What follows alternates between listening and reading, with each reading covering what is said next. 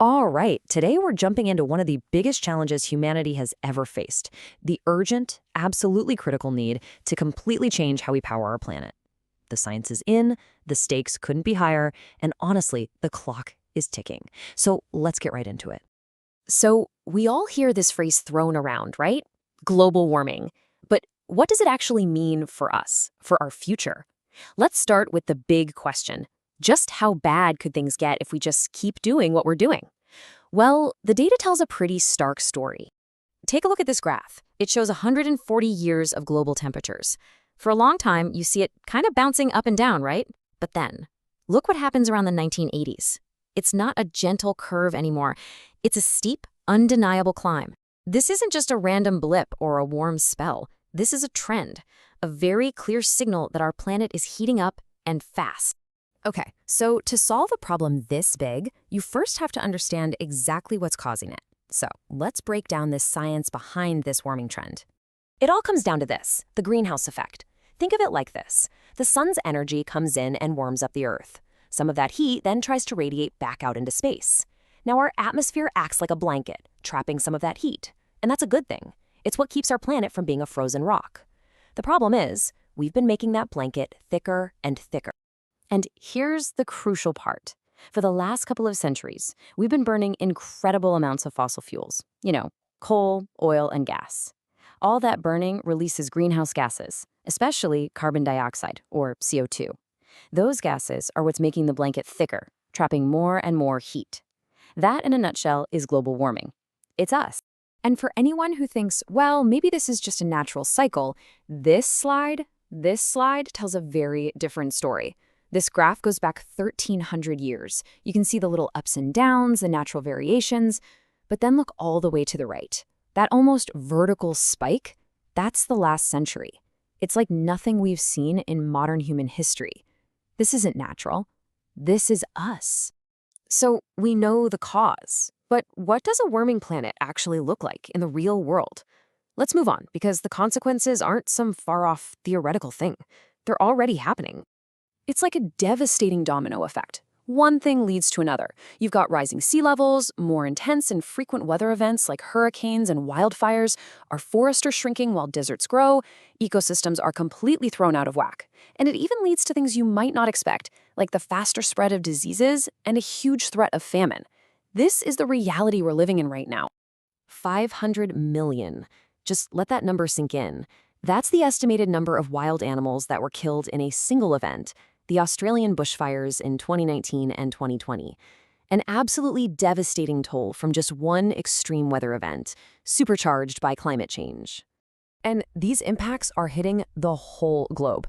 This map shows how warmer, wetter conditions fueled these gigantic locust swarms that just tore a path from Africa all the way to Asia.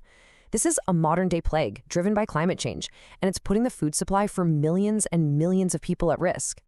And at the very same time, we're losing the planet's lungs. Between just 1990 and 2016, the world lost over 1.3 million square kilometers of forest. To put that in perspective, that's an area larger than the entire country of South Africa, just gone. And fewer trees means more CO2 stays in the air, which just speeds up the whole problem. It's a vicious cycle. The consequences are already dire, but where could this path ultimately lead us? Well, for a truly chilling answer, we don't have to look into the future.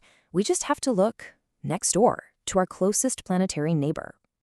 Scientists call it a runaway greenhouse effect. Billions of years ago, Venus might have been a lot like Earth. But today, its atmosphere is almost entirely CO2, and the surface is a blistering 450 degrees Celsius, hot enough to melt lead. Venus is a dead planet. It is the ultimate cautionary tale of what happens when the greenhouse effect goes completely off the rails.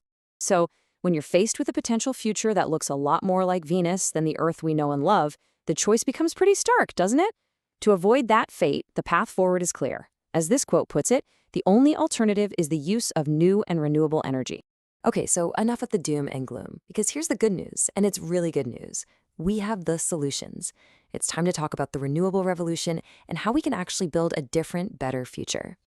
And what's so incredible is just how many options we have. This isn't about finding one single magic bullet. We have a whole toolkit. This table breaks them down into categories like new energy and renewable energy. We're talking solar, wind, hydrogen, geothermal. The technologies we need to fix this, they already exist. To see just how powerful these solutions are, let's just zoom in on the most powerful and abundant energy source we have, by far, the sun. This diagram shows the heart of solar power. It's called a photovoltaic cell, and it's an amazing piece of technology. It's basically a kind of modern alchemy that turns pure sunlight directly into clean electricity. No moving parts, no emissions, just clean power from the sky. The way it works is just so elegant. 1, sunlight hits the panel.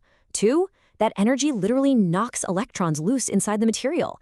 3, those moving electrons, well, that's an electric current. And 4, that current is captured and sent to power our lives. It is that direct. And this technology is just so versatile. You can put it out on a massive scale, like covering huge parking lots, or you can use it on an individual scale, right on your own roof.